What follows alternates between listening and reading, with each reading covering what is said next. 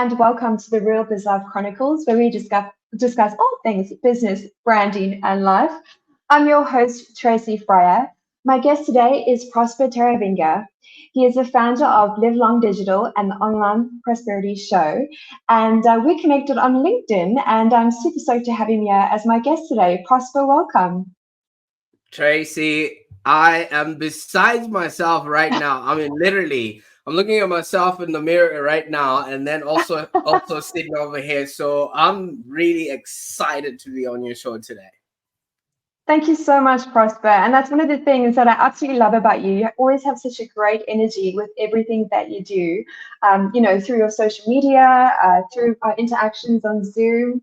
Have you always been that way inclined? Have you always had such a great energy? You see, the human body is designed, first of all, to be healthy and to be energetic. We just put things inside of us or see things or eat things that actually deplete that energy. So if you undo all the conditioning and everything else that comes along with it, all right, you will notice that your body naturally creates its own energy. It naturally heals itself without any additives. So I try to just be in my purest state all the time, because yes. I don't know, maybe I'm really closer to my caveman days. Just in case a saber-toothed tiger comes in, I want to have the energy to run away from it, So just as well. There could potentially be one on Instagram. Oh, see, that's the thing now. Yeah, it's really great to see you, Prosper. As I mentioned, we met on LinkedIn. You reached out and had the pleasure of being a guest on your show. So thank you so much for that. But again, like I can even, after having had a Zoom with you and reading your posts, I can still hear that great energy that you have. And it's funny you say that because I've recently embraced running. And I've actually noticed must be all the endorphins. You just have this surge of like happiness that happens. I mean, exhausted, but you feel really good afterwards and you're just buzzing. So I think that's what you're tapping into. You see, the one thing about it is when you run, what time do you usually run? Is that in the morning or later on in the night? I'm embracing the 5 a.m. Okay, fantastic. All right. If you can maintain that, hats off to you. I tried it and I wanted to do it even though it killed me, right? I almost died. Yeah. All right. So sorry, I shouldn't laugh. Oh no, that's all right. I mean, that's the life we live these days. We try certain things and then we figure out if they work for us or they don't. Yes. I'll tell you one thing. The thing about running, or the thing about actually arriving at a certain point, that gives your brain something to look forward to. Okay, so even if you're running around the block, you're literally telling your brain, hey, we need to come back where we are. But in order for us to do that, we just need to exert a bit of energy to get there. Now, your brain is a goal-seeking mechanism. If you already wake up in the morning tackling 2 or 3 goals, what your body is already telling you, we're on target, we're doing things, look at us, we're going. Whereas if you wake up, you have no routine, you have no protocol, your brain has not been fulfilled or has not been made to reach a certain goal, it's just going to think like, we're failing at everything we're attempting, or we're not finishing. And guess what then happens? It's not going to try. So when you automatically put yourself a notice and say, hey, in about 30 minutes, I would have done X, Y, and Z, usually you would notice something. You give yourself a reward. And if you don't, your body does. And it's in the form of those endorphins or the happy hormones or whatever it is. And you now start getting addicted to those releases so much that your body craves them. You will just notice yourself just running before you even notice, hey, wait a minute. I'm supposed to be on the podcast. I'm almost there.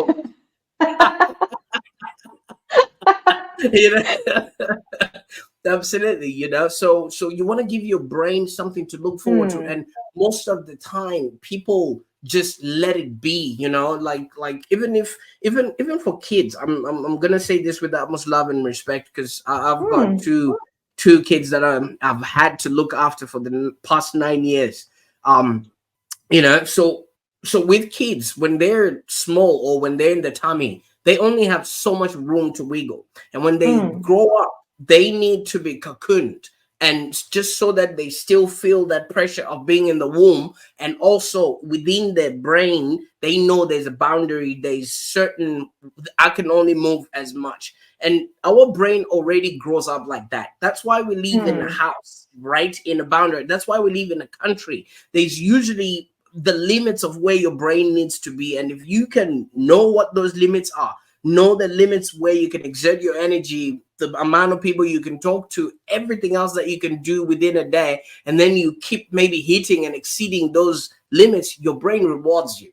And that's where all this energy comes from. Because since morning, all right, I've been, maxing a few things. I'm supposed to read for 4 hours a day, all right? So when I'm starting to reach that sort of a level, my brain is now Yeah. getting excited and saying, you know what, let's just reach that 4 hour sort of period. And you might be wondering, how do I do that or find time between the day? All right. Yes. So have you ever heard of what's called Pomodoro, the Pomodoro method? Yes, I have. Okay.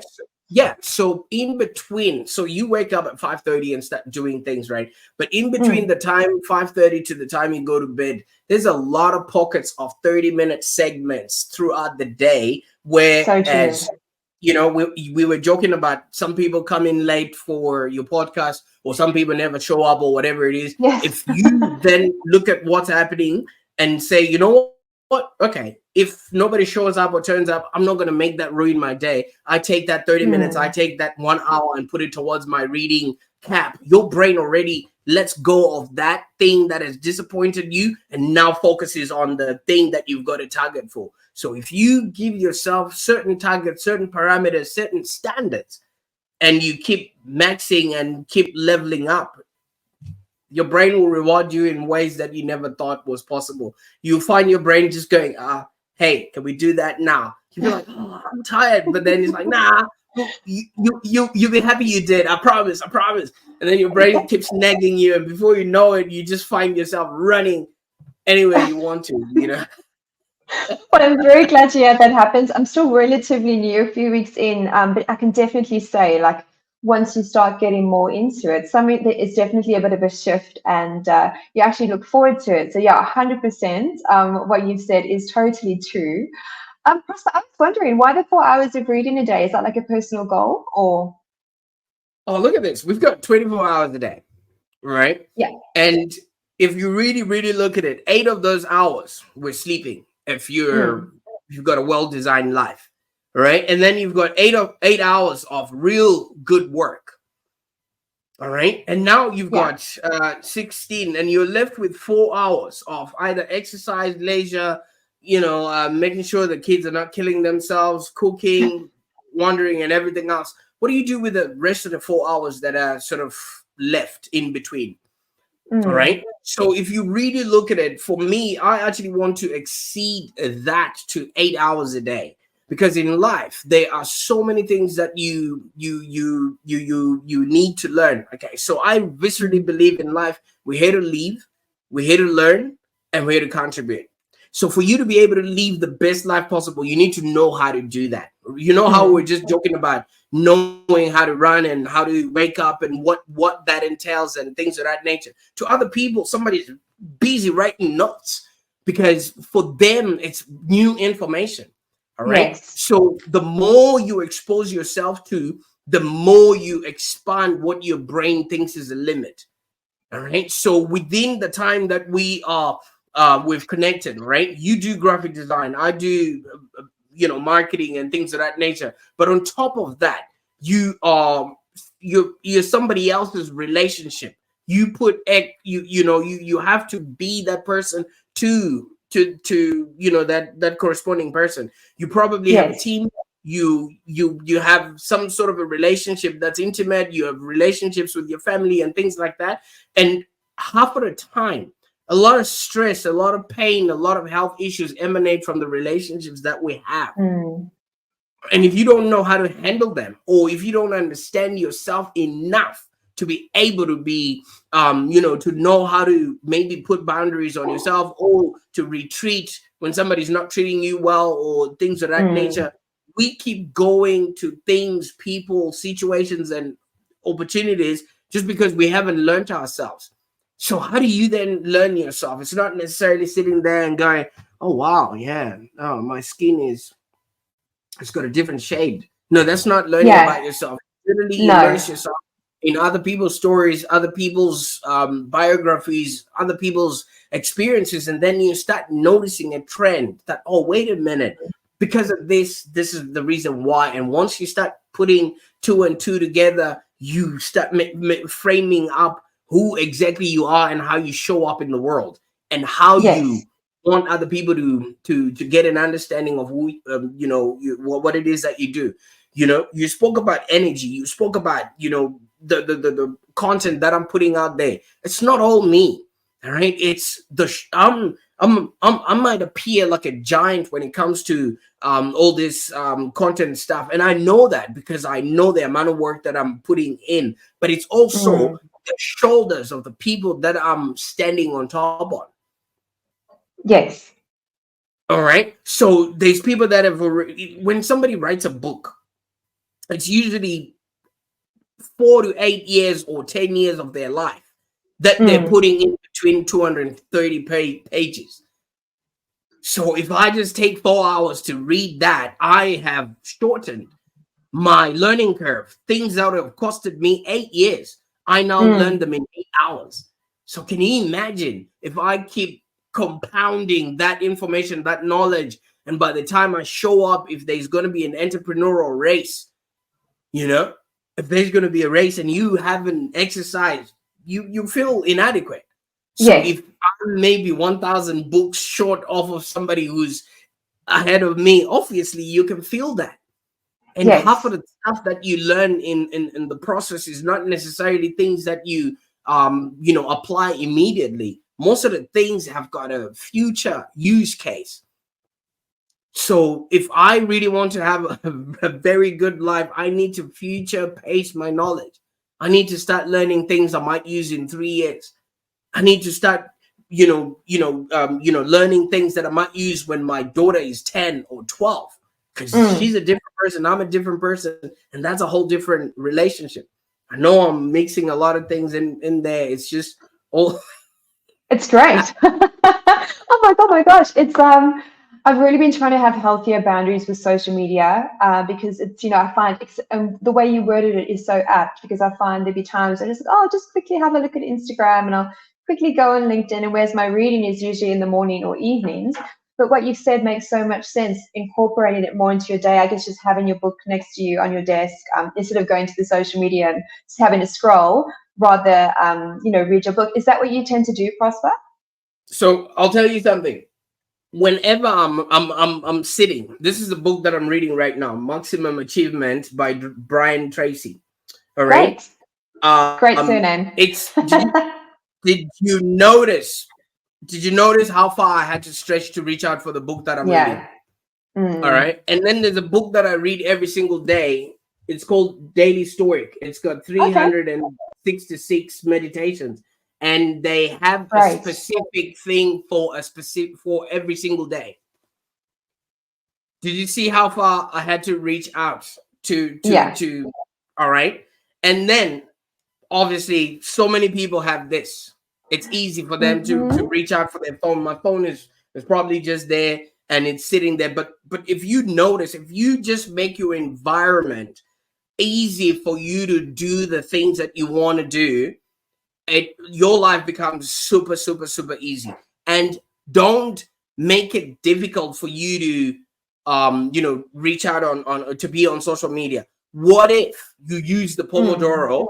What if you use the Pomodoro now and say, okay, so if I want to then have instant gratification and go on social media, okay, I would have to read for 25 minutes. And once I read for 25 minutes, and then that 5 minutes, the 5 minutes remaining in my Pomodoro is my reward.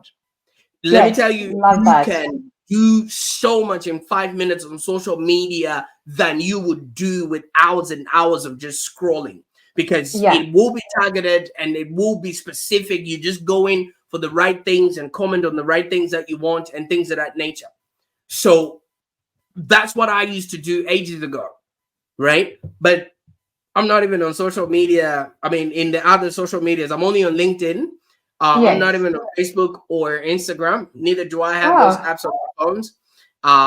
Yeah. So my excitement or my reward used to be my little girl before she went to school. You know, I'll just go in there and we'll dance to whatever she's dancing to yes. on TV.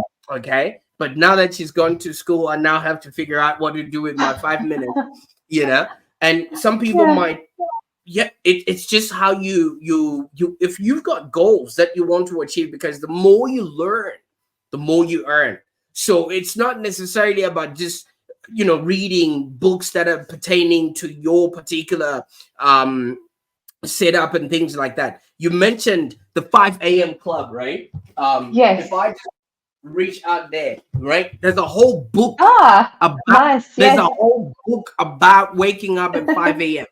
All right. Yes. So all the things that you could do within that time, and how to be, do, and actually experience that whole setup. Now, you talked about it in passing, but somebody actually went on and wrote a whole book Yes.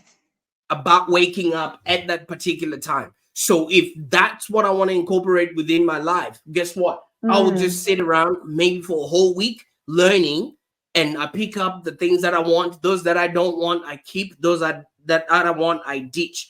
Everything that you have a problem with in life, somebody has written a book about it. Somebody has spoken a podcast about it. Somebody's got Yeah. a video around it. So we now live in a world where we literally do not need to exert ourselves except just read and learn and consume some of this content, but also act upon it. So yeah, Yes. in 4 hours, 4 hours is even less. You know, Wow. what's his name? Warren Buffett. Warren Buffett reads for 8 hours, Gosh, 8 hours a day. And some of the things that that's he's reading is heaps. financial statements and things of that nature. So my goal is when I get to like 65, I want to have eliminated myself from my work so much that Mm. I'm now just waking up, dressing up, and picking a book from my bookshelf. Life That goals, now becomes my definitely. life. It's a great perspective to have, Prosper, and it really shows how you've been intentional with your time and where you spend it. Do you use like calendar blocking, or do you just, are you kind of, do you have the skill now that you kind of just know that's your sort of time frames for the day and how you spend your days? So that's a very good question. So calendar blocking helps me align with my team, align with clients, and it also aligns with people that want to contact me, or you know, maybe a sales call, things like that. So those are the Mm. only things that I block in my calendar, and I also block within my calendar, you know, events that I have to attend to, and events that my kids are going to that I also have to attend to, and things of that nature. But it's not like you're gonna have your whole calendar fully packed, right? But in Yeah. between all of those moments, all right, in between all of those segments and times or whatever it is, there's a 30-minute slot that you can slot in a book that Mm. would literally change your life. Yes. That's really great. Thank you for sharing, Prosper. I definitely know I'm going to implement that because I've got my priorities wrong. Yeah, I've got my phone right here, but my book's in my bedroom. So, so I'm definitely going to You see, take that away from this podcast. oh, absolutely. You see, every time I walk into my office, I'm literally humbled, Tracy. I'm Mm. very humbled, because all the books that are on the shelf are books that I haven't read yet. Oh, good. Yeah. Because yes, because when I read a book, if it's worth keeping either for myself, my team, or my daughter, because I'm hoping my daughter will inherit some of the stuff that I'm doing, I have a Yeah. section that I leave them there. But if it's something that you just read once and it's good, a bit of goodbye and thank you, and I've got a whole big pile over there that my wife on sells either to charity or on Facebook Marketplace. All Yeah. right. So we recoup some of the money that we've spent for the books. So if it's Great. very new and it was bought off of Amazon, it usually fetches plus or minus the same amount that you you bought it for. So I always joke with my wife that we only paid for shipping for this book for me to read it, and then we're still gonna get the money.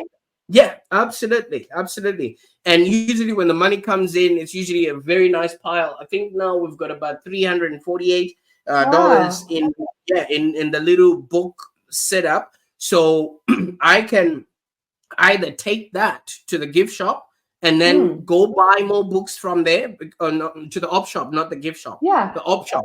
Yeah. So in the op shop there, you will find so many incredible books like this one here. I don't know if you can see. This book is only $3. Oh, that's a great deal. Something like $35. Absolutely. All right. So you usually get them for 1% of the price. Wow. All right. That's and then really smart. If I'm done with it, I put it in the shelf. I mean, I put it in the corner where they are then on sold or given back to charity, depending on the condition of it.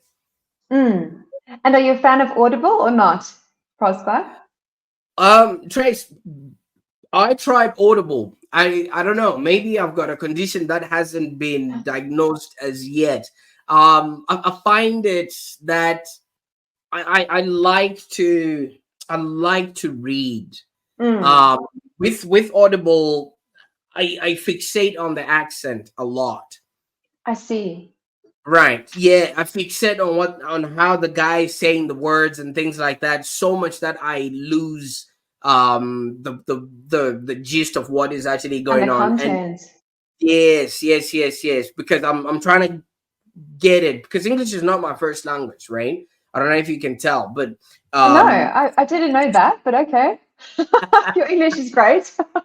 Absolutely. Yeah, no, English is not my first language, so half of the time when I'm reading, I'm also taking copious amounts of notes, like literally taking notes and then trying to re-explain to my brain what I just read. So it's a process. It's a very big process, and I've gotten accustomed to that way of reading so much that it also takes me away from the screen. All right. Like if you look in my office right now, there's probably about 8 screens, right? Wow. Three that I'm using for use. My laptop, I've got another screen there and another one that just run different programs, and one that connects to our private server. And then I've got another laptop that I use when I go and meet people. So and my phone. So I need to get myself off of screens once in a while. And I think books provide that sort of sanctuary for me. Yeah, whereas Audible, you don't really have the same, I guess. You don't have something tangible to actually hold as well. And Prosper, speaking of which, you're originally from Zimbabwe? Born and bred. Yes, also a fellow African like myself. And your first language, is it Zulu or Xhosa or? My first language is Shona, but I can speak. Shona, Yes, because we're the northern part. But I can speak Ndebele, which is a dialect of Zulu. So when somebody's speaking Sizulu, I can actually understand them, and we can converse. But obviously, with the sort of dialect and intonations, or if that's the word, then they can tell, oh no, this person is from Zimbabwe.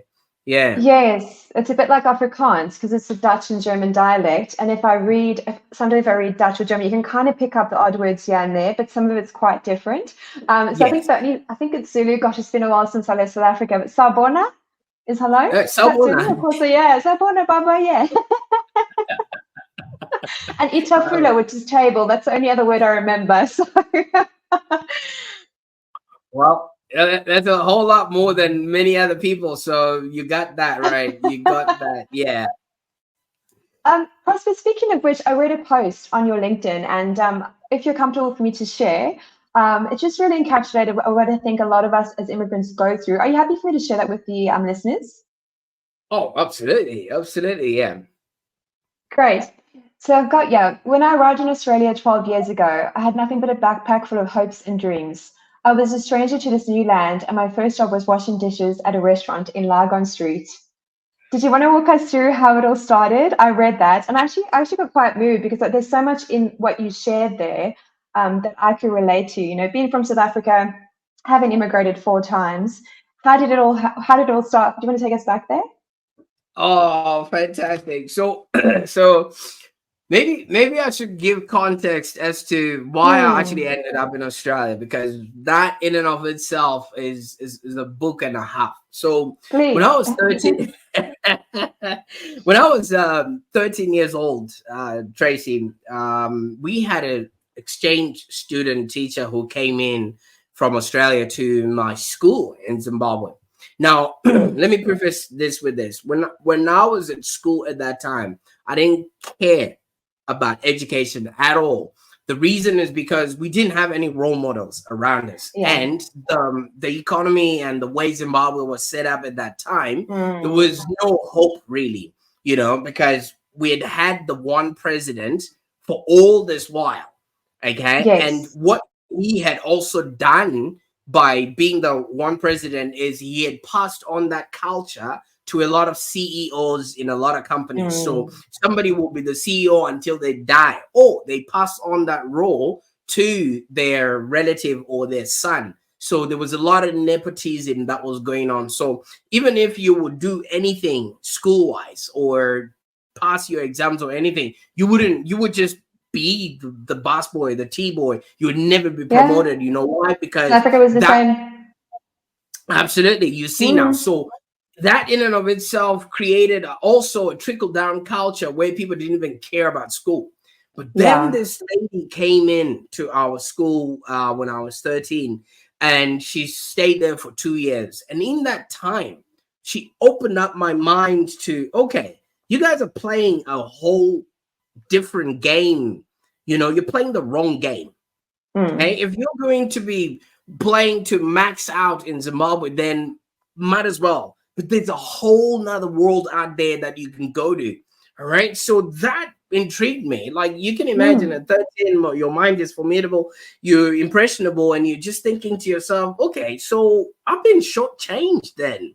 All right. So what I then started doing was I started applying myself towards school. Just first of all, I wanted to be the one that I was picked on by this teacher, and amongst all the other kids, because then that would be a cool thing. But then more and more, I then started noticing she started telling me all the countries she'd traveled, teaching, first of all, English. And this is the first time she has taught mathematics. And she was also sort of learning how to do that. And she's like, I can teach you this. And that intrigued me. And I'm like, no teacher has ever cared for me that much to want to, give extra lessons and things of that nature. So I grabbed that with both hands. And in the process of doing that, she also noticed my handwriting was not the best. Even up until now, it's not. And she's like, you can practice your writing and also your English.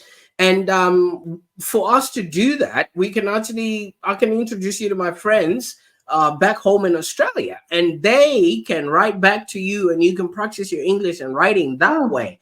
Now, can you imagine what that does to a 13-year-old kid? I was introduced to pen pals. So I now had something to look forward to. Remember what I was telling you about the brain. My brain, because before I didn't have anything to look forward to. So the brain is like, why should we hurt ourselves? But now I was given 2 months of training with this lady, and also letters. Back in that time, it would be a month or 2 waiting, and so every single day I would go, Miss Hartskill, have we got a letter? It's just like, no, okay, maybe write another one. Maybe they didn't get it, and she would maybe call her friends and say, hey, please just write back this kids, they're anticipating these letters. And that opened me up to that world. So I started studying, learning, and applying myself. And when she left, she, like in pure Aussie gesture, she's like, sorry kids, I've got to go now, my time is up, they won't renew my visa, but if anyone of you kids is ever going to be in Melbourne, Australia, look me up and we can have a cup of tea. All right, a cup of coffee. So she said that in jest, as in somebody, you say that to people. But I took that on as a challenge. I was like, you know what? this is now going to be my thing. If anything, I just want to have a cup of coffee with her in Australia so I can see all the things that I was learning about this country. Yeah, And so as powerful. you would know, the universe starts conspiring to get you all the Mm-hmm. systems, the processes, the people, everything else that you need to align you to your goal. So by 2011, I think I was now ready to leave the country, because literally it was now going downhill. There was no fuel, Mm. no electricity, and everything else. And I was like, you know what, I should bounce. And then I made an application, my visa got approved, and I arrived. So me coming to Australia was like, hey, we're here now. Okay. But Yeah. you know what? It's the most livable city in the world, but also the most expensive Yes. city. I mean, country. I mean, we've got two cities, Sydney and Melbourne, that are on the index. So I rocked up. I think I had about 90 or so, but I can't quite remember how much I had. But that $90 was enough for me to get a cab and a couple of nights in the backpackers. But that was all. So I literally Yeah. had to find a job as soon as I got here. All right. So in the backpackers, they usually have like a notice board. I went on there and I was like, okay. And then there was a restaurant that had an opening for a dishwasher at that time. And they just wanted somebody to start immediately. I rang them up from the reception, and then they're like, yeah, can you start? And I was like, yep, I can. So I went in there, and a week in, I was like, okay, I haven't spoken to anyone. No one has spoken to me except the boss.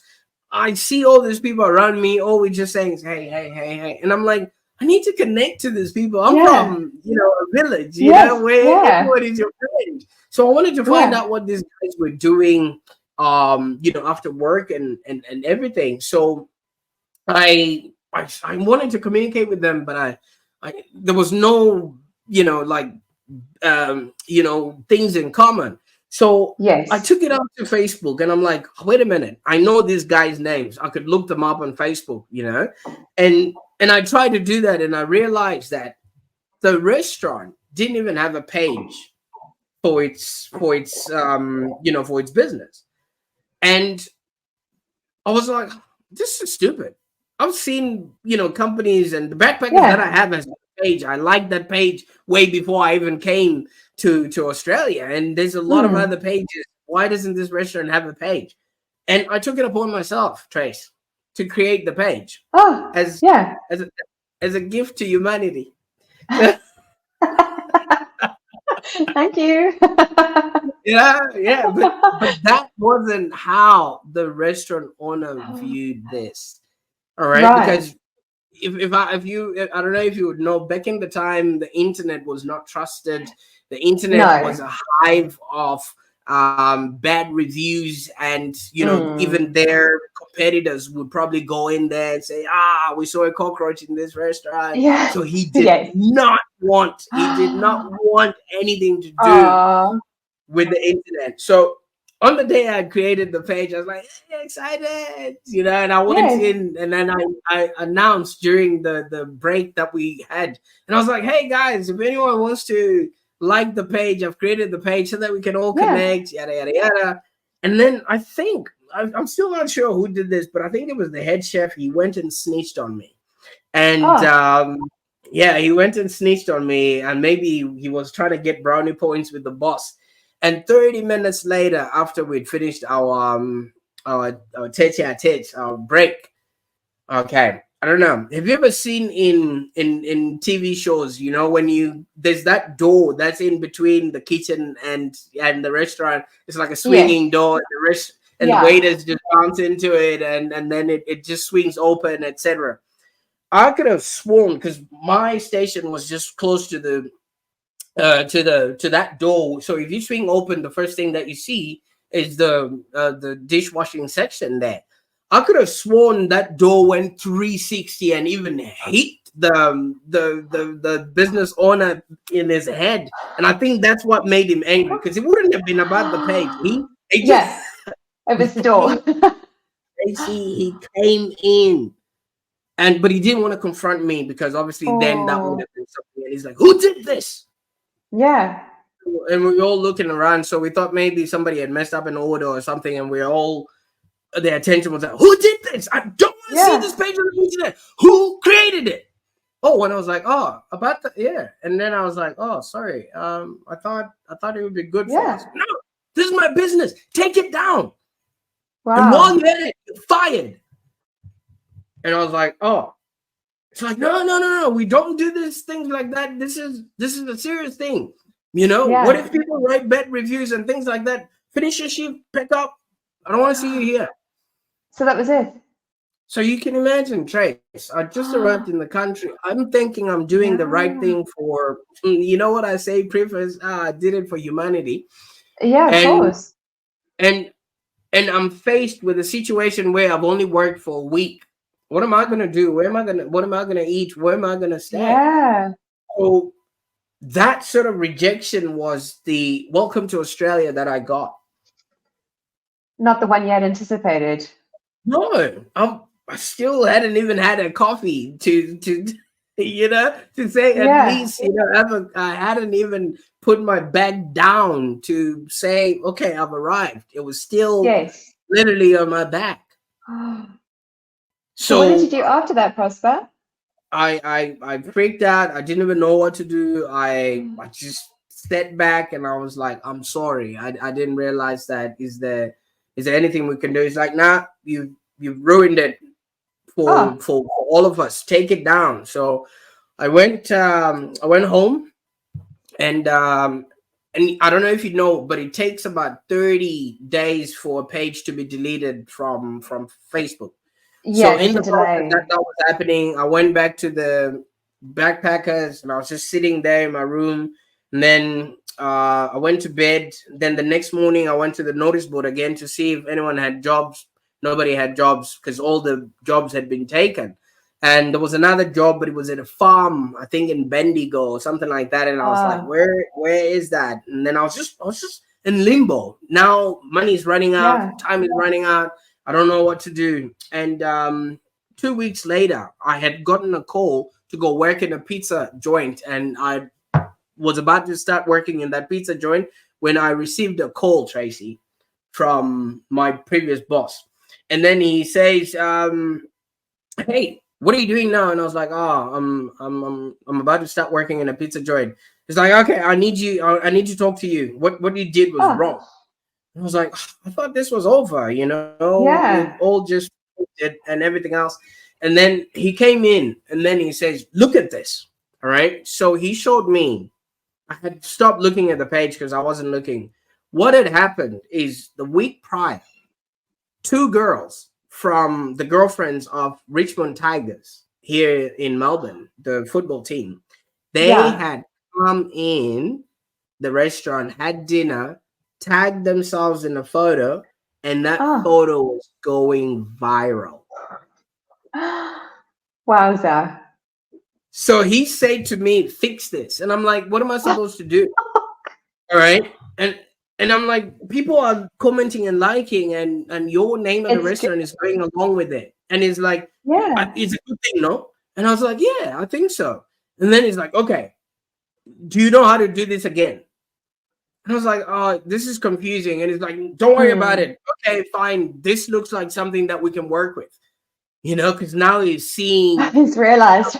He's realized the potential of it now.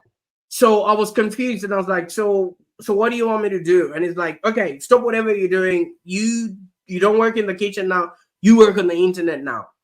And I was like, okay. I was like, okay, all right. I didn't want to argue with him. I was still paranoid about everything else that had happened to me. So for the first 3 weeks, I was trying to figure out how this has happened and how we can replicate that, you know. And back in the time, influencer marketing was not a thing, you know. So I then just thought to myself, who else is famous that we can invite to the restaurant so they can have dinner? Started looking around, asking around and things of that nature. And I discovered there's a website called Star Now where models go in to look for jobs and people can hire them. And then I asked him, can we do that? We hired a couple of models. They came in, took photos, And then that started going on Instagram and things of that nature. And that became a regular thing, because every Friday he would offer maybe a couple of meals for free for famous people to come in. Yeah. We ended up having Yuzi's wife came to the restaurant. A lot more other really famous people came to the restaurant as well, with the work that we were doing. Now, in the process of that happening, I started taking advantage of the position that I was now in. I now had a platform to invite very famous people.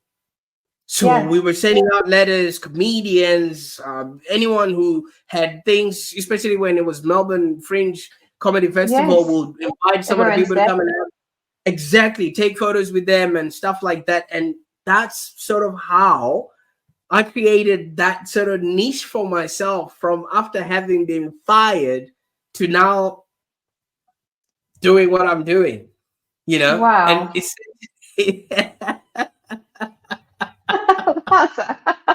When is your book coming out, by the way?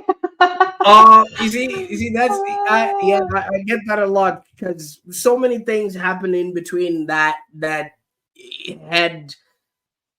I think it was Steve Jobs that said this. You know, you can't connect the dots looking forwards. You can only connect the dots looking backwards. Looking back, yes. You know, because then I don't know if you would see, but just 2 or 3 days ago, I put a photo. I didn't put that much context, but it's a photo of one of the ladies from the Rich Housewives of Melbourne, and we were at Caulfield Racehorse, and I was all dapper, dressed up, and everything else, because I started getting invited to all these things. Because of course, you would have. I had something to offer. So you can imagine, from eating from my backpack to now also eating caviar with the A-listers, I needed to shape up real quick. Yes. It's crazy as well how it was such a harsh welcoming, and then you just, everything just kind of flipped the other way around, and it's like put you on this trajectory to what you're doing now. An absolutely crazy and wonderful story. I'm goosebumping. But when you're, I believe this is what people need to do a lot, because when you're going through something, I advise a lot of people to pay attention. Because one day you would have a good story to tell on the Real Biz Life Chronicles, And, thanks. Well, I'm very glad we heard that. Yeah. Because so much happens, and we try to course correct or whatever it is. I just say let it be. Let it happen in the way that it happens. But what you need to then do is have an understanding of who you are and where you want to go, and just keep working towards that. Because if we are going towards somewhere, or if I'm supposed to come to your house or something like that, the address that I put is the address of where I'm going, not the address of where I'm at. And the GPS will keep wandering. Maybe you might come across roadworks or speed humps or whatever it is, or speeding, whatever they put on the roads these days to slow people down. But at the end of the day, that still leads you to where you want to go.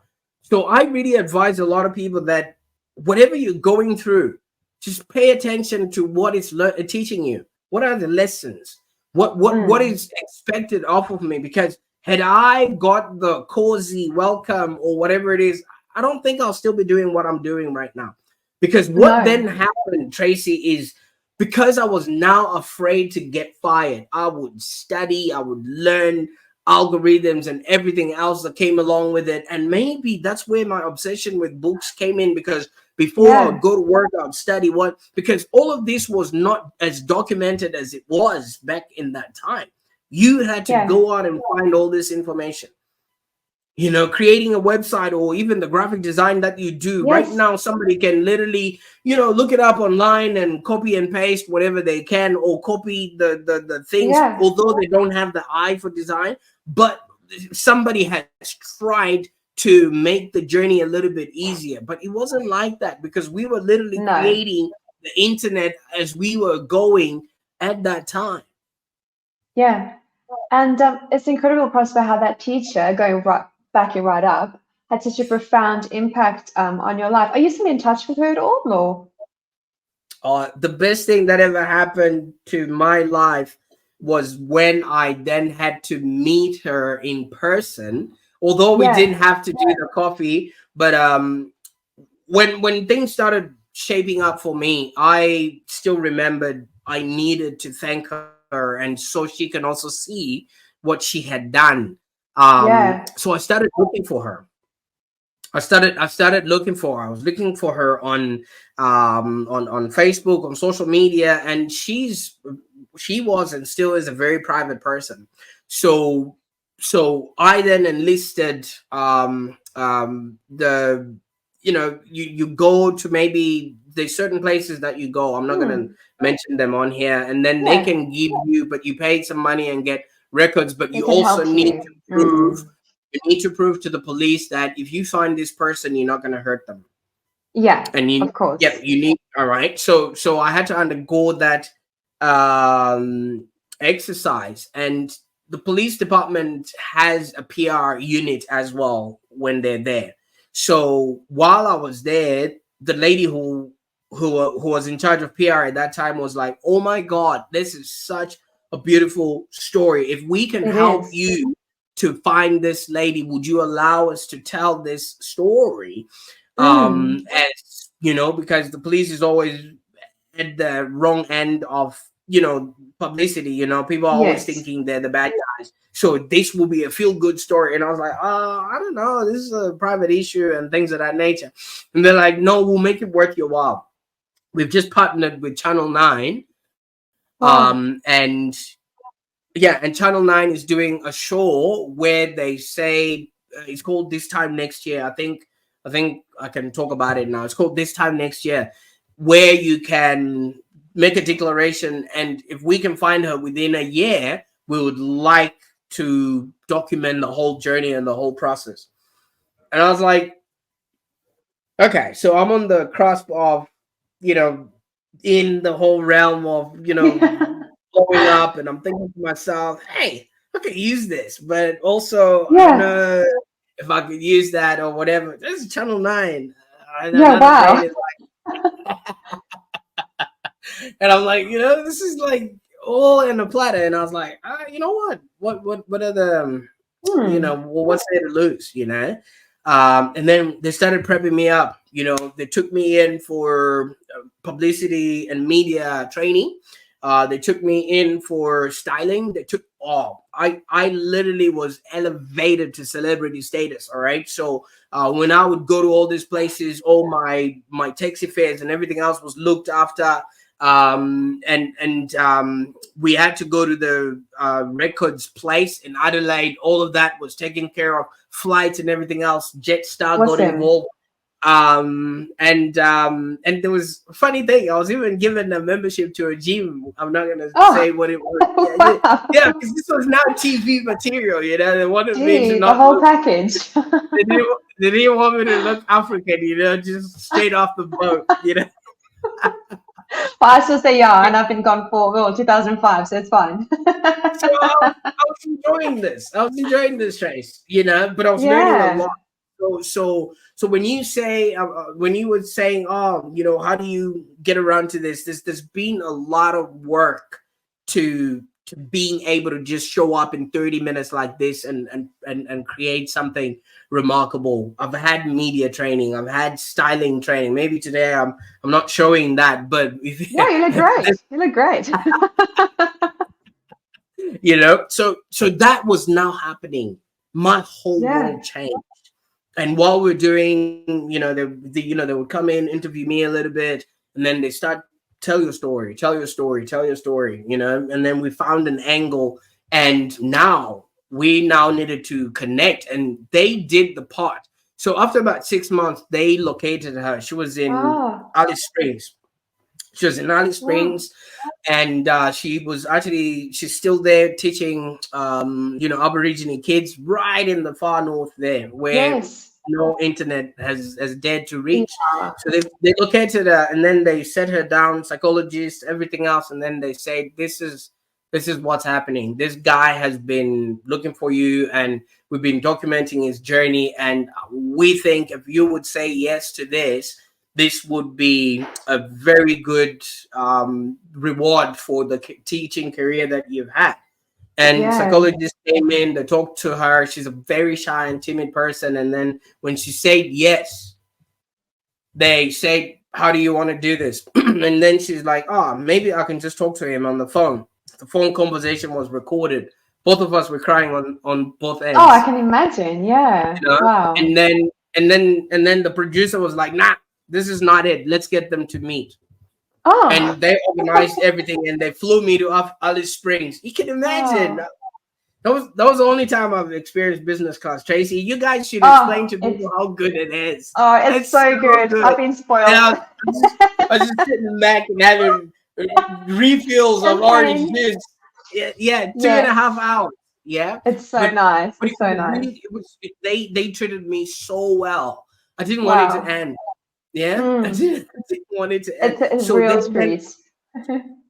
And on the day they connected us, she already had all the albums of the photos of when she was with us at school. She had aged a little bit.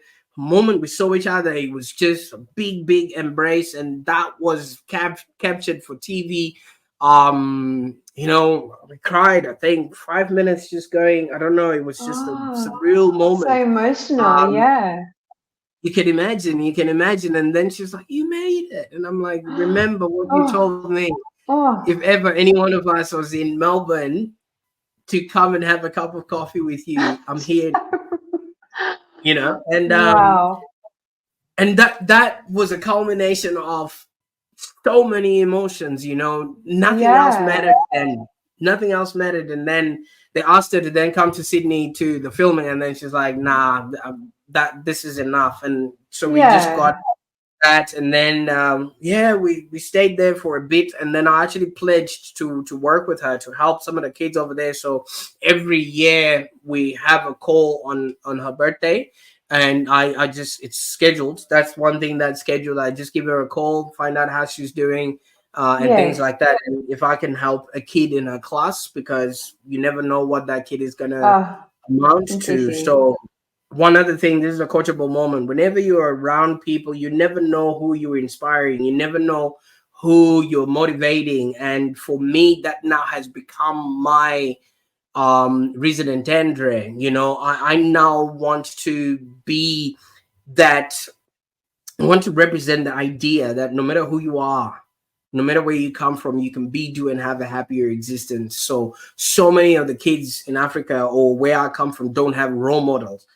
Even if they do, it might be people from America or things like that. But if they know that a kid who used to play soccer in the same corridors that they are playing now is out there doing stuff, I think that would help others to want more, be more, and have more. So that now has become my whole thing, because you never know who's watching right now. You never know who this is influencing, and you never know what that would do. So my whole mission is to have as many kids coming to me, shaking me and saying, because of you, I did not give up. And I think that's the reason why I have so much energy, because I'm working for people that may not have been born yet.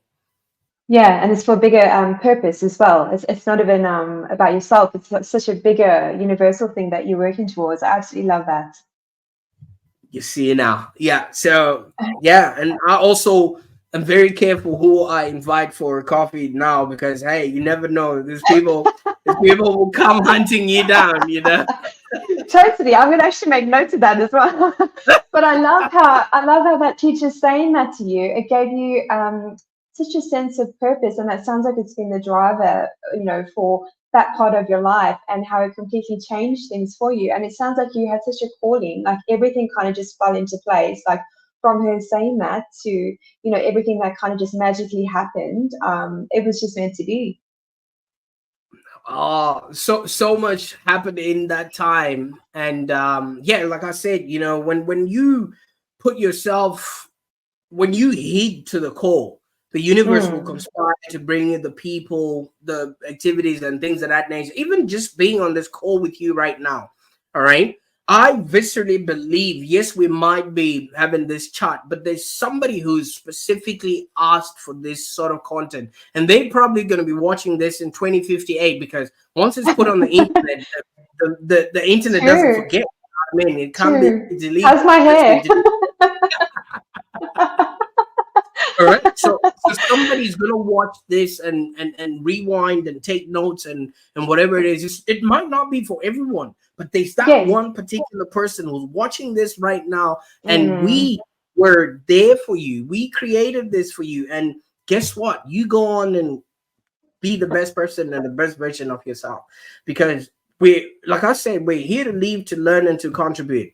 And contributing doesn't necessarily mean giving to charity or whatever it is. Just giving off of your time, giving off of your knowledge, giving off of your experiences, and just sending the elevator down whenever you're at the top floor, because somebody's waiting for you downstairs. Yeah, that's so powerful, Prosper. And everything that you've said aligns really with my bigger mission, of being of service to others, showing me the offer the middle finger, which is why I'm so stoked to have you on my show, because that's exactly what you do. And I love how, a boy from Zimbabwe, a girl from Benoni, South Africa, had all this experience, and yeah, we are sitting in Australia having a Zoom and hopefully inspiring others. It's so powerful, and like I'm goosebumping. It's really great. Well, you told me your life story and how everything else, came together. There's always a purpose. There's always a reason why certain things collaborate, and the energy that you have and the energy that I have is going to be somebody's saving grace at some point. Yes. And if not, well, we just contributed to some pixels on the internet. But I know that for sure someone somewhere is yearning to just hear this or learn from either one of our footsteps. And keep doing what you're doing, because it really exposes a lot of these stories. It really expands people to actually start realizing, because sometimes people forget what their actual goal and life calling is, because life happens. So true. You look to the left, there's bills. You look to the right, there's more bills. And your books. The books are disguised, so that they hide in the bills. Yeah, exactly. You're right. You hide from reality, and you leave somebody else's life for a bit. But when you come back, at least you're stronger. You know exactly how to enter life, and once you've figured it out, just help others be, do, and have a happier existence. That's all that matters. Because if you do it for yourself, you get fulfilled. I mean, look at just this scenario right now. You do art, right? You've got art pieces that if you get hungry, you could sell that for $1,000, the other one for $2,000. You could sell your microphone, you could sell your headphones. You just got it. Or what, yeah. All right. Congratulations. It's gonna take you so many layers to go and flip burgers at McDonald's, because you've worked that high. So by the time you do that, by the time you hit rock bottom, you would have had to do so many things to revive yourself. But some people don't have that, and it could just be this video, and then it just gives them a reframe, a start of place, because somebody could have been fired from their work yesterday, and they're thinking, "Oh my God, the world." The world is dealing me bad cards, whereas you're probably being redirected to the right thing that you need to do. Because I always viscerally believe that this was a pattern break for me, because I was just happy to just do whatever was happening. But no, I was made to pay attention to now the next level of where I was going. Because as soon as I jumped on, it took me about 6 months to literally start doing a lot of crazy stuff, helicopter flights with celebrities and all that stuff. The things that I've done in the time that I've been in Australia, you would think, I don't believe that. But there's photographic evidence. If I haven't taken photos, my kids My kids right now just think I'm good enough to put the garbage outside because that's all they know, you know. So Yeah. I have to then show them one day that, you know what, I'm kind of a big deal where on the internet. It's just that you Yeah. guys don't look in the same websites that I Same frequent. You know, perspective. I'm not on Yeah. Roblox. You know, I'm not on Roblox, so I'm not in the metaverse. But in the other old 2D world, they kind of know my name. You know, Yeah. so And also, Prosper, it's so powerful. And with yourself, I know for me especially, like, all it takes is one person to say, "Hey, you know what? I see you, and I believe in you, and I believe you can do great things." And it can completely change every. I mean, I wouldn't be sitting here if it probably wasn't for that person that said, "You know what? Like, you've got it. You've got this." And life is tough, like you said. There's bills, there's pressures, there's societal pressure. All those things kind of mount up, but it just takes one person to really, guide you and be there to mentor you, and it can completely change everything. so many of us have those people. They're always tapping on our shoulders. Hey, it's your turn to Mm. lead. Some people come disguised as boyfriends. Some people come disguised Yes. as parents. Some people come disguised as teachers. Some people come disguised as, a stranger on the street. Yeah. And half of the time, it takes a redemptive inner knowingness and stripping of emotion to look at the truth that one person is trying to tell you. Mm. So right now, a lot of people get triggered. Say something, woo! Yes. You'd never know. You know what I mean? Like I do literally, know. yeah. You know, if I invite people to my house, I first serve them with ice, and then we build up from there because you never know what they are You allergic don't. to. All right. No, 100%. You know, so everybody's got staff issues, and then they just show up in the world thinking everybody knows. But if Yeah. you stop and say, hey, okay, so, and I'm gonna say this with utmost love and respect, Mm. blind people walk around with a stick and you automatically know that this person is visually impaired, but some Yeah. people are just walking and we think you're okay. And then Yeah. somebody comes by and says, something is not right here. And then you get burnt. And then instead of looking at, okay, if that is wrong, can I fix it? Or is that something beyond my control? But if Mm. it's something to do with your health, your wealth, or relationships, 99%, 9 times out of 10, it's usually something that you can fix. That's So, usually so something that true. you can fix. You know, a lot of people are not gonna come at you on things that you cannot fix.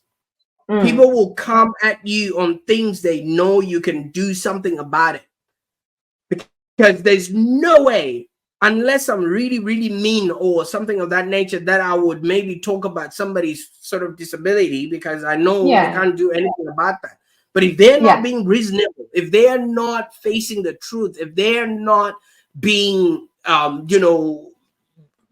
like literally being human Yeah. in that instance, if I shake them a little bit and I say, hey, excuse me, sir, excuse me, ma'am, something is not right with the way you treated yourself or treated Mm. me or the next person there. Is there anything you can do about that? Instead of getting mad, find out if you can not have that confrontation again. And that's Yeah. how you learn all about yourself and things of that nature. Because certain things, people come in your life, in your path, just to remind you of who you already are. So, so true. And Prosper, with challenges in your life, how do you go about dealing with them? Oh, challenges are always there. And sometimes Yeah. I literally go out searching for them. I'm like, where's the challenge? I Well, need you're in the it marketing because space, so that is true. I need it because one, you're right. If you're in business, challenges present an opportunity. Challenges present Yes. money. But like I always say, everything in life is figure outable. Mm. Like it's not unless maybe you see when a challenge is you're facing it, somebody has written about it. There's usually songs about it. If you listen to True. different genres of songs, You know what I mean? You've got a broken heart. I think Taylor Swift has got a step by step on how she's gonna deal with that person. You know, so that's just like right there. So when people face challenges and they don't accept them, guess what? The challenge presents a lesson. First of all, what are you supposed to learn? Or who are you supposed to become? Because most of the time when something happens to us, I always encourage people to think of themselves as a seed. Because when a seed is planted, if you look at it or if you embody that seed, it's being literally buried. You're putting dirt on top of it. But that's the only way that it germinates. Because if you leave a seed on the table, it's not going to grow. Yeah, precisely. All right, you're from South Africa. When the Dutch and the Germans came in, they had seeds with them of plants that they carried with them. Why weren't they growing on the ships? They only grew when they were put in the sand. Yeah, they came in with all this crops that they then started selling and farming and things of that nature. Even when you go to Bunnings, do you have Bunnings in Perth? There's like a seed corner. Why isn't there just plants growing out of there? Seeds need to be buried. Yeah. So when a seed is planted, that's how it germinates. So you need to face these challenges. Even when you're growing muscles, you need to exert pressure on there. If it meant if we didn't need to, force that resistance, then your muscles don't grow. So maybe when you're going through a challenge, it's usually something that you need to go through. And I was told one statement that really has stayed with me the rest of my life. When you do something and you overcome a challenge, and let's give that example of a seed. When a seed is planted, let's say we plant an apple seed. Would you ever know when that tree germinates how many apples are in that particular seed? No, yeah. Year after year after year after year, and it's all coming from the one seed. Yeah. So true time, and incredible. Half of the time when we go through a challenge, it's usually once and done. And we learn it for the rest of our lives. Yeah, very, very powerful. And what I've learned from my experience with challenges is that it's often some of the best things that can happen to you. Again, it depends on your mindset and how you tackle it. But if you push through, learn about yourself, do what needs to be done, you come out so much stronger on the other side of it. Because now you've got enough muscles to take on something equally as important. And usually when a challenge comes in, it will be stupid for somebody to want and fire me again. I don't know who would be able to do that. I'm the only person that can do that now, because that was a challenge and I had to experience it. Maybe I had to experience it so that I know how to deal with my team. Maybe that lesson was for the future. So now I know what it feels like to be fired. So if I need to separate myself from a team member that's no longer, at the same frequency as we are, I would know how to do that without literally having to have the door beat me on the way. Yeah, so it becomes part of one's skill set. That makes total sense, because if I think of some of the challenges I've faced, if someone, once you've experienced it, when you see someone going through that same thing, you can, from maybe the words they use or in the way they carry their body language, you can recognize things that you've experienced at one stage, and then of course, help that person or give advice should they want it. So it's very, very powerful. Absolutely. And normally have you ever heard of what's called a reticular activated system? Yes. All right. So for those that are watching right now, I want you to maybe look around where you are. Okay. And I'm going to talk about one particular color, which is the color red. All right. Every time you see something red, all right, it's either a stop sign or something that says don't go or things of that nature. All right. And if you continuously think of the color, now I'm starting to see everything red. You know why? Because I'm getting my mind to focus on that. When you get a challenge or when you have a bill that needs to be paid, have you ever noticed that that's all you ever think about? How do I? And then you find ways, systems, processes that alleviate you from that pain. And once that's gone, it doesn't mean you don't have to pay for electricity again, but it's not in your psyche. It doesn't mean you don't have to pay for your gas, but it's not in your psyche because you have solved for that. Yeah. So can you imagine if you didn't have any of these challenges coming in, you literally wouldn't see anything around you. No. Yeah. Because fish do not see the water that they swim in, and neither can we see the air that we breathe. But if something is wrong with the air, we can smell it or we can see the smoke. And then we're like, nah, I don't need to be here. Because that's a challenge that's been presented to you. What do you need to do? Get yourself out of that area. And that's the reason why even here in Australia, I think they have to send the gas in the gas stops, because you could just leave it. And if you cannot smell it, how are you going to know that you're in danger? Precisely. So, yes, I keep going back to all of these things. We're obviously designed to be at our most peaceful state. But once these things start coming in, and if you're not ready and trained to deal with it, it could literally obliterate you. And that's maybe the reason why I became a marketer, Tracy. Because I could never be a spy. You know, I could never be a CIA or an FBI person or whatever it is, because first of all, I'll tell you something. If we're doing a stake and we're hiding and we don't need somebody to see us, I'll just be laughing. I'll be like, they can't see us. Yeah, I'd be talking, so. And can you imagine if you get caught? Have you ever seen when they start cutting their fingers and everything else and say, hey, spill the beans, you know? All they have to do for me is just tickle me and give me a cup of coffee, and I'll be giving them all the secrets. So yeah, I'd probably be the same. Imagine. Yeah. So all those people, they are trained to withstand all of that pain for when it's needed. And that's why they never send people like me to go and negotiate with terrorists, because I'll be like, bruh, are you sure? Are you sure that's all you got?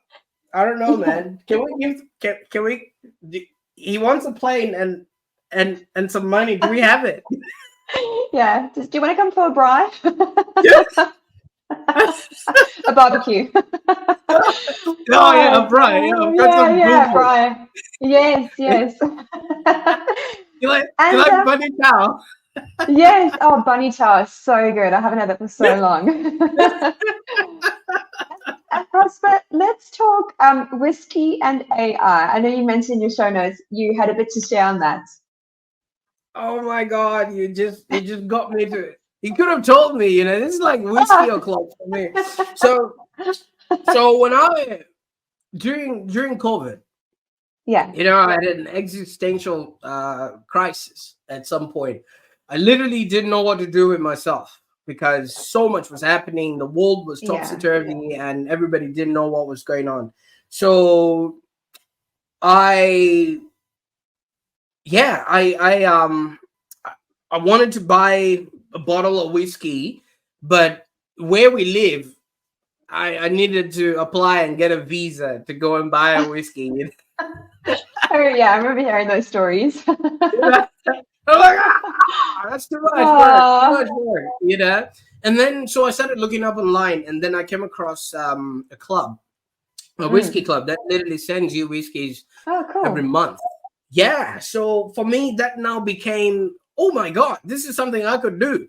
So I started with one, and now if you look in my living room, I've got like a whole big case full of exotic whiskeys and things like that. So what now this has taught me, because they teach you all the smell it, drink it. I just want to, it's a whole art. So the whole art of it. So apparently a whiskey is not called a Scotch unless it stayed for 3 years in Scotland. And then they can then distributed any part of the world so that it's easy, and they do it for tax purposes and things of that nature. So that was a whoa, okay. I didn't know that. All right, so that's one, Me and it neither. has to stay for 3 years, and then pretty much a really good whiskey starts selling at 5 years. Like a 5-year badge. All right, so from 5, and then you go to a 10. Sometimes some people do a 12, and if they want to do like a classic or whatever, then they start off at 10 or 12. That's a really optimum year. All right, and then if they want to do one-offs, they could do like a 13. In some cultures, the number 13 is an unlucky number. So if you've got a 13-year-old, that's something. Then some go to 14, then a 16, and a 20, and usually there's a 22, a 25, a 30. From a 30, there's a 35. From a 35, it goes to 50. Oh, my goodness. All right. So usually now when you start looking at all of these releases, right? If you, in your generation, you can maybe do 2 or 3 whiskeys and then that's it. But you have to wait all these times. All right. Yeah. So when I'm drinking a 10-year-old, I'm thinking to myself, this person had to put away hops, water in a barrel for 10 years. Didn't even know what was going to happen to it. Maybe it would turn out bad because sometimes they actually go stale. And that's 10 years of having waited and ripping nothing. Yeah. So I'm always thinking to myself, what am I doing today that someone is going to enjoy in 10 years? So true. Just like we're freezing this moment in time. We could have just been chatting. I mean, obviously, you and I, you can tell, we can go for days, It's only, and for those that are watching right now, it's only that she's edited this. She invited me on this call in the morning, and it's already sunset. We're still going. She's just chopped up the good parts. Totally. It's not the time difference at all. The moment in time. So we've frozen the moment in time by us having this call right now. Okay. And somebody, like I keep giving reference to 2058. I don't know what it is about that year, but somebody in 2058 will come across this podcast, watch it, learn from it. We don't know who they are. Hi, young fella. Yes, we used to have old mics like that. Maybe they have mics that just connect from your nose, and you know what I mean. They're like, it's like implanted in your face or something. Yeah, exactly. Maybe it's just what it is. In your fingers. Yeah, and with the Neuralink that's now there, it's probably something that's just connected, and they're like, what are those things on the ears? Oh my God. Ear warmers. Yeah, exactly. Oh, she'll be like, oh no, are those voice canceling devices? Because he's a bit loud. Yes. Yeah. Completely. It's very stylish now in 2024. So for me, every single day I create an episode. That's my future pacing. That's somebody's going to open this up, enjoy this in front of his daughters or whatever, or celebrate something because I existed. So that for me created a whole new meaning to business. Yeah, and then I love that. I later on realized I was not the only one doing that, because Jeff Bezos thinks in 3-year increments. Every time they have a meeting, they're not talking about next quarter. They're talking about 2026, 2058. Wow. So even though I'm a small player in this industry, but if I start future pacing my business, I no longer look at, okay, I was on Tracy's show, I gotta make sure that I have 2 or 3 signups from there. No, this is all right. And what brought me to this show was literally books that I read 3 years ago. So what am I also doing to future pace myself?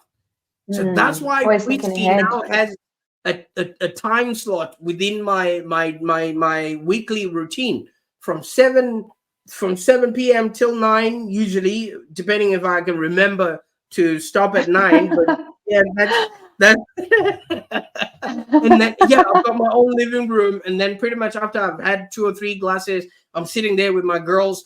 We're not doing much. We're not talking as per se, but we're watching videos. They're playing on their phone, but I'm watching videos that are educational. So I could be watching a podcast like this on my big screen. All right. So and while my kids are there, it's sipping in. I'm enjoying my whiskey with them. I'm looking at them, and then I might be telling them, 10 years ago, I never thought my life would be like this. They don't care because they're trust fund babies now. To tell them, I could have been sitting on a zebra right now with a bone sticking through my nose. You and me both. Just having to look out the window and see elephants grazing, or a lion just walking past and the cheetah is on top of your roof, and life is normal, Yes. But for them, their life is just, Dad. Yeah. Is that chips? It's a whole different world now. Whole other world, yeah. Yeah. So that's the thing about whiskey for me, and I'm always looking for ways to collaborate, because some distilleries, they collaborate, and that's why you now get blended whiskeys. All right. How can I blend what I'm doing with Tracy? How can I blend what I'm doing with somebody else and bring in new interesting flavors, new concepts, new launches, new exciting things that we can do together? And in the process, you no longer get attached to the immediate. You're now working for a whole distant future that even you see now your brain no longer worries about immediate gratification. Yeah, so true. And Prosper, speaking of which, being in the marketing space, they say branding and marketing is, marketing is like asking someone on a date, but branding is the reason they say yes. So I know I'm in the branding space, you're in the marketing space. What are some things that you see that, business owners do in terms of their digital marketing? Perhaps what are some things some of the challenges they have with digital marketing? The biggest thing is they're not patient enough. It takes 21 years to be 21 years old. Yeah. All right. So when people see this video right now, maybe you release it in a week or so. All right. If you can retrace the steps of how you got us to be on here, or how it actually happened, this didn't happen in that's Tracy. Oh, you're South African. Yeah. Let's get on a podcast. I've got a mic. You've got a mic. I've got a screen. You've got a screen. No. Let's chat. So many things need to happen behind the scenes. You need to create rapport. You need to trust the person you are engaging with. Be safe with them. Do you know what I mean? Because right now I'm at your mercy. I don't know what you're gonna ask me next.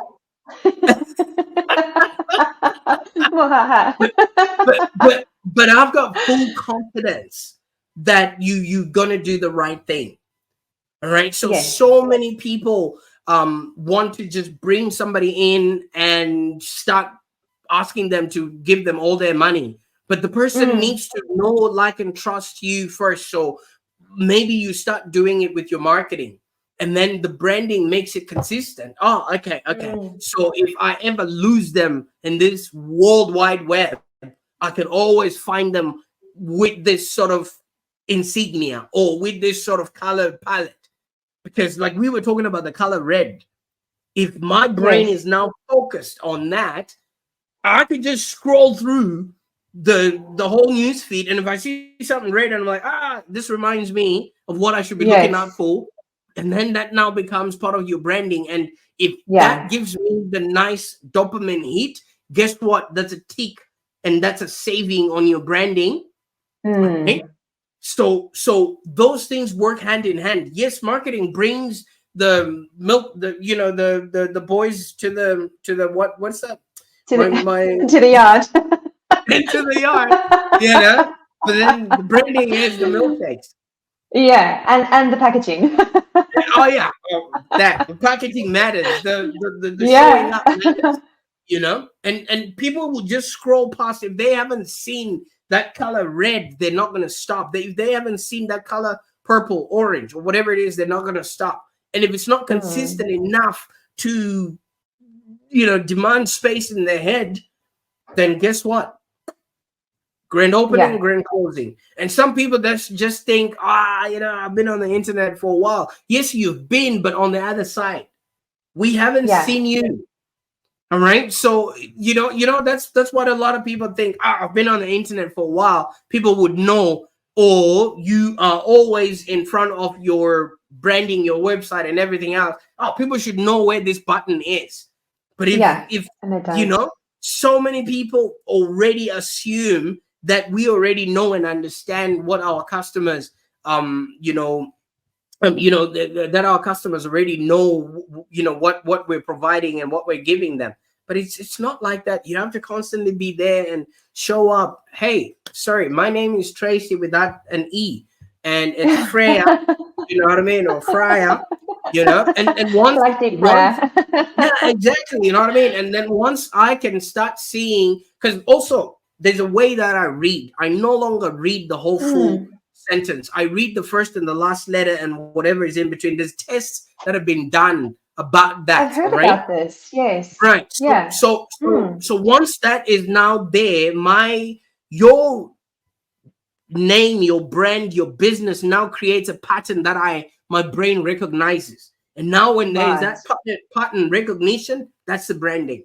That's a pattern recognition, and marketing keeps delivering. The branding creates that pattern. And once that pattern creates those that have gone to further school than me, they call that neural pathways that start forming in your head. And if you just collect so much residue around a certain pattern, if I just say Nike right now, you already know the swoosh, the Nike, everything else, because you've seen so many instances of it.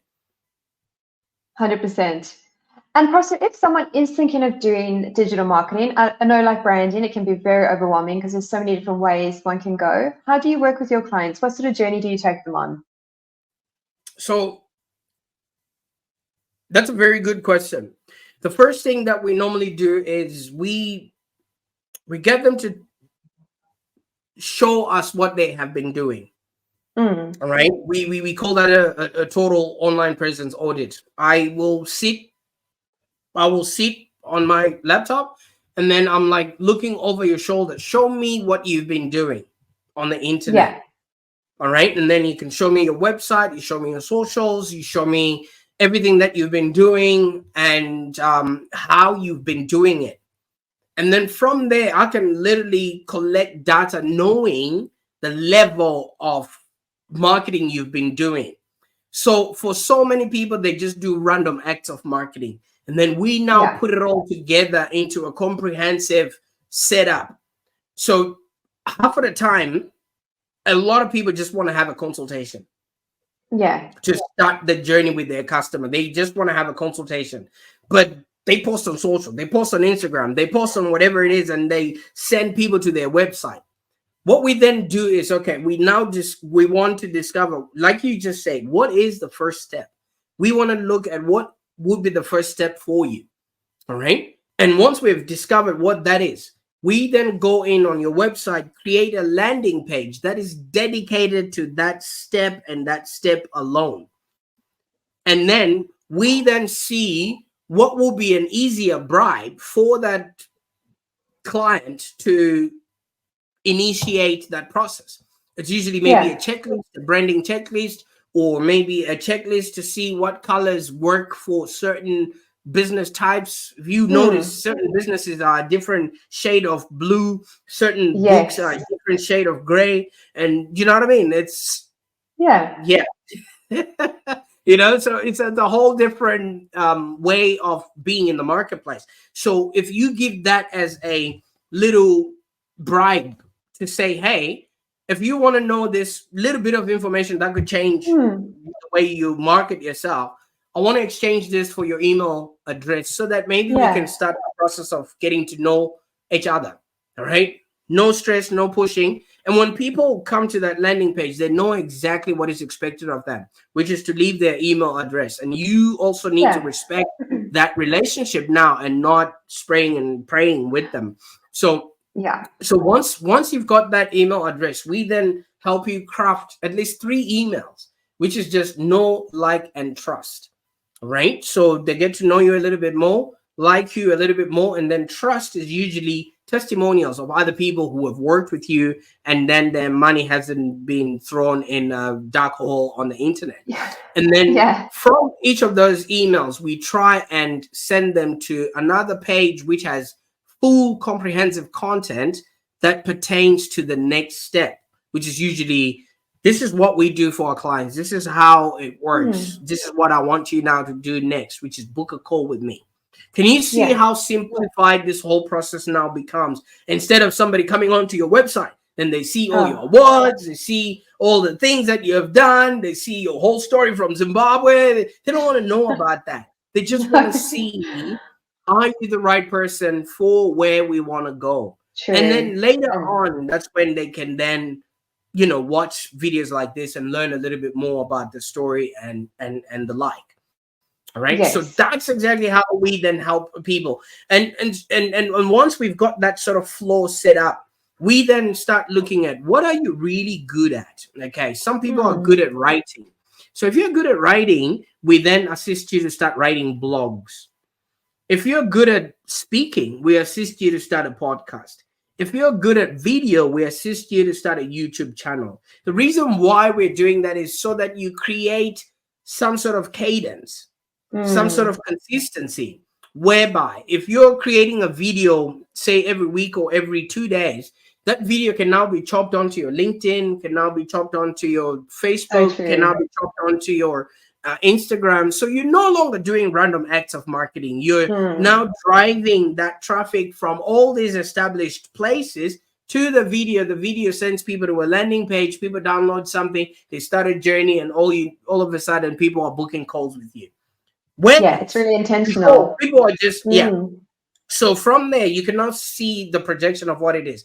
And then we start driving traffic from Google to those blogs, to those videos, to that podcast. It's not just SEO straight to the call, because back in the time it used to work when there was only 3 websites on the internet. Now, there's thousands and millions of websites. So you really need to really handhold your customer. And the one thing about all of this is customers do not see funnels. They just sense a good, what's the next step? And if you can think ahead of what your customer wants, right, then they will assume that you've got a solution to what they are looking for. And people will be more than happy to book a call with you. So that's what we help our customers create, that easy framework to get people to schedule a call with them. And if that doesn't happen, maybe you've got products that you want to sell. From the call, you can sell them on to whatever offers that you have, or downsells or upsells. And then we then also then create, ways of entering the funnel, which is either through, that SEO sort of work, or social media, or whatever it is. But the reason why you need to have that consistent thing, right, that you always have to be putting out there, because you need to be showing up in the space, right? And if you do that, so maybe once a week you do a video, or maybe a podcast like this, we've got so many pieces of content, it could last a whole year, with just little fragments that you can keep driving traffic to. So when people are coming from places where they are just used to short form content, you give them that. When they then come to long form content, you are allowing them to really go on a journey. Because I feel like right now, after this call, people have a bit of a glimpse into my world and also your world, because the questions you have been asking are very, intuitive and very smart in such a way. How does she know what to ask? So that's what we're showing our clients and our future prospects and the people in 2058 that are going to be watching this video. And Prosper, it definitely does take time. I know with our email marketing strategy, it took a very long time, but it does work. And again, I love what you said about the whiskey, because I'm definitely going to hold on to that. We had one of our biggest clients phone. They said, look, we've been following your stuff about 6 months. Love what you do. We're coming over from Sydney. I would love to meet. And teed up a meeting. And it was like from that consistency and from showing up, all that sort of hard groundwork, that foundation had been laid. And by the time I met with them, it was just such a beautiful, and it's still such a great process working with them. And it definitely works. So hats off. What you guys do is really powerful in that space. Oh, absolutely. So many people just want to corner the market with just one thing, and I call those people one-click wonders. And you just want to show up with like one whiz bang campaign. But hey, everyone is busy. Look at this right now in the space that we have been chatting. So many people are trying to vie for our attention on social media, on the phones, or whatever it is. You know what I mean? People are busy. People are busy living their lives. So if you just leave those breadcrumbs, it becomes Hansel and Gretel. They will find their way home to you. And if you just happen to be the right kind of person with the right offer for them, then obviously it's a match made in heaven. And if not, hey, nobody's time has been wasted. No. Because so many times you show up at a call, and it's like you would rather wash your face with sandpaper than listen to them, because it's just like the person hasn't taken the time, because you just came in and you were called before another call, and the other person must have been rude and they're just passing on that energy to you. Whereas if you literally show up, maybe you've just done an exercise, you're really pumping, the endorphins are running, that energy is there, and you do your video and you're like, hey, how are you doing? Is it 20% yet? If it's not yet, all right, we'll still keep working. All right. And then whatever energy you're using for that call or for that video will now be captured. All right. Yes. Not everyone has got energy 24/7. No. But for the time that you're supposed to do that particular video and that particular thing, the energy is frozen in that state. And so maybe that's the reason why you asked, hey, how do you maintain all that energy? No, it's frozen. It's frozen in that particular state. All right. Got it. And I'm gonna treat my wife. She's probably listening right now. So my wife bought this trampoline exercise. I don't know if you've ever seen it. So it's this. So like handles on it. Yeah, with little handles on it. So anytime before a call, I don't want to lie to you, I go on it and I jump 10 times, and then the blood goes in, and then I come and sit down and I'm like, hey, you're getting magic. That's a great idea. I need to invest in one of those. I saw those at one of the rugby. They had some people, like the guy was just going for gold, and it looked hilarious watching him. But yeah, that's a great idea. So I just sneak in there in the toy room where the thing is, and then I'm on there, like crazy, and then after that I just come back and sit. Remember, your blood is pumping, and you get into the state.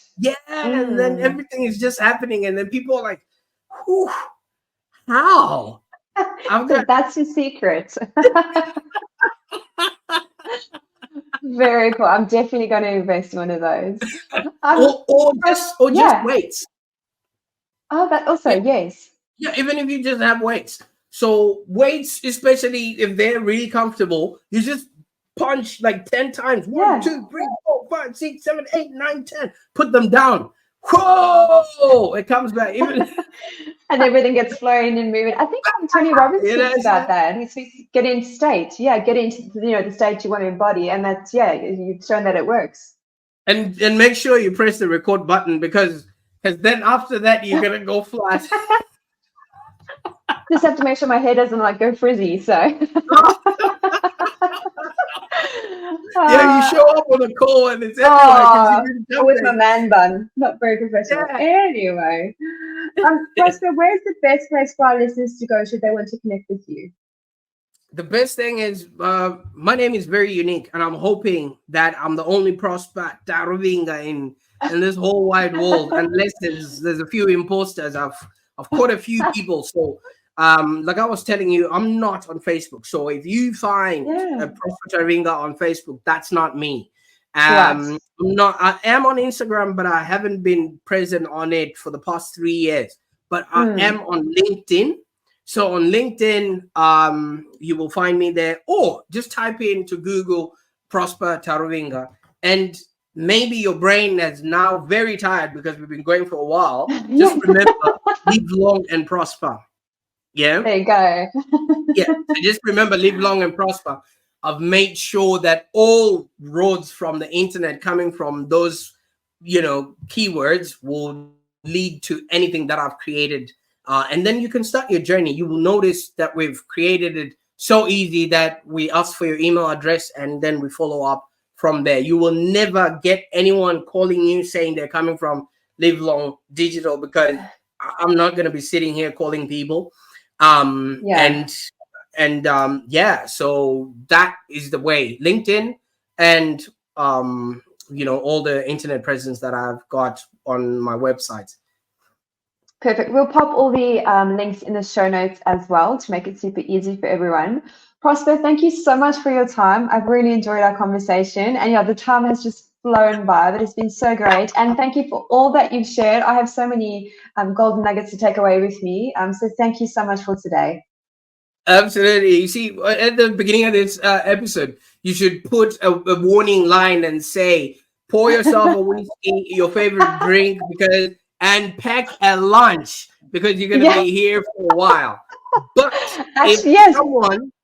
if someone has watched up until the end, when you reach out to me, tell me you found me on Tracy Fryer's site, and I will do my best to give you anything that we've got going on at that particular time for free. Oh, awesome. Thank you, Prosper. Right. Thank you so much. Well, it's a very captivating episode. So I think you're going to have lots of people reach out because they're going to stay for the whole 1.40, hour, 41 minutes.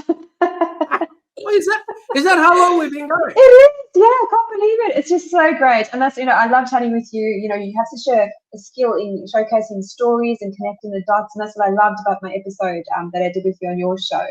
It's really a skill. And I'm so awesome to chat with you. So thank you so much.